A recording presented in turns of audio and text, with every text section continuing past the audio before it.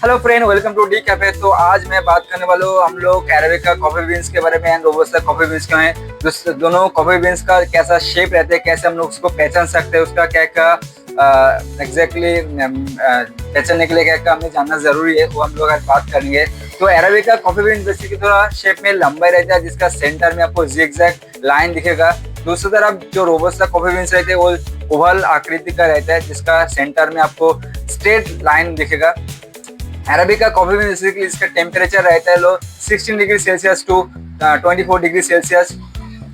जो रोबस्टा जो coffee beans है जिसका टेम्परेचर बेसिकली आपको रहेगा 20 degree Celsius to 22 degree Celsius to 30 degree Celsius. अगर मैं प्रोडक्शन का बात करूंगा अरेबिका कॉफी बीन्स जो बेसिकली ऑल ओवर ग्लोबल में 70% रहता है। दूसरी तरफ जो रोबस्टा कॉफी बीन्स रहता है जिसका ग्लोबली प्रोडक्शन रहता है 30%।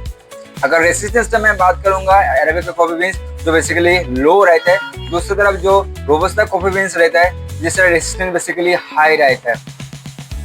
अगर आइडियल का मैं बात करूंगा अरेबिका कॉफी बीन्स बेसिकली वो फिल्टर कॉफी बनने के लिए बेसिकली ज्यादा यूज किया जाता है। दूसरी तरफ अगर मैं बात करूंगा रोबस्टा कॉफी बीन्स जो बेसिकली एक्सप्रेसो के लिए होता है। अगर मैं बात करूंगा कैफीन का arabica coffee bean basically 1.5% caffeine percentage है। दूसरी तरफ जो रोबस्टा का कॉफी बीन्स का जो कैफीन परसेंटेज रहता है जो 2.7% रहता है। अगर मैं बात करूंगा टेस्ट का अरेबिका कॉफी बीन बेसिकली आपको fruity, floral, even chocolate flavour रहेगा। दूसरी तरफ जो रोबस्टा कॉफी बीन जिसका फ्लेवर थोड़ा बिटर रहेगा, इवन वुडी फ्लेवर रहेगा।